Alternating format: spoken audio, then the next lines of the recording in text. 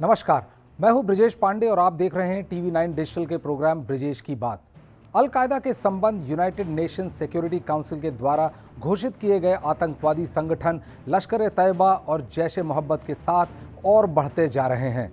United nation में भारत के राजदूत ने ये बात दुनिया के सामने रखी और कहा कि अफगानिस्तान में हाल में जो हुआ है उसने इन आतंकवादी संगठनों में एक नई ऊर्जा भर दिया है। यूनाइटेड नेशन में भारत के परमानेंट रिप्रेजेंटेटिव टी.एस. तिरुमूर्ति ने इंटरनेशनल काउंटर टेररिज्म कॉन्फ्रेंस में बताया कि इस्लामिक स्टेट आईएसआईएस ने अपना मॉडस ऑपरेंडाई बदल लिया है और अब उसका मेन फोकस सीरिया और इराक में खोई हुई जमीन को दोबारा हासिल करना है और उसके रीजनल एफिलिएट्स को एशिया और अफ्रीका में अपनी स्थिति को और मजबूत करने को कहा गया है।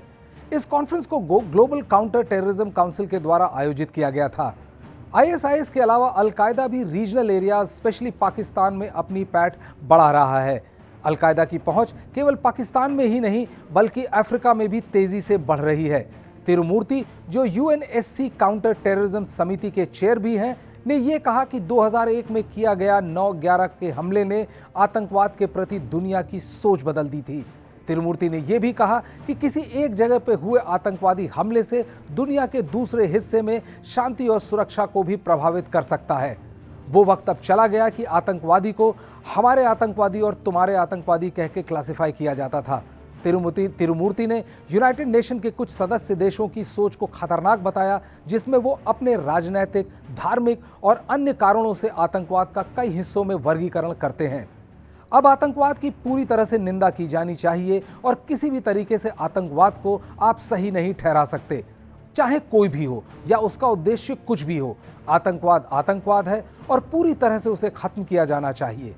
तिरुमूर्ति ने यह भी कहा कि आतंकवाद की धमकी को किसी भी धर्म या नेशनैलिटी से नहीं जोड़ा जाना चाहिए।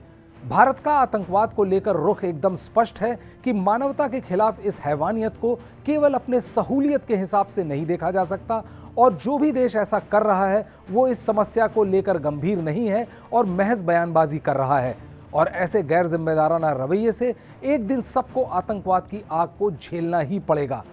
अमेरिका के अफगानिस्तान छोड़ के जाने के बाद भारत के लिए सुरक्षा की चिंता और बढ़ गई है और हाशिए पर खड़े पाकिस्तान और उसके आतंकी संगठनों को फिर से बल मिला है। भारत ये कभी नहीं चाहेगा कि बदली स्थिति फिर से उसके खिलाफ हो। ब्रिजेश की बात में आज इतना ही।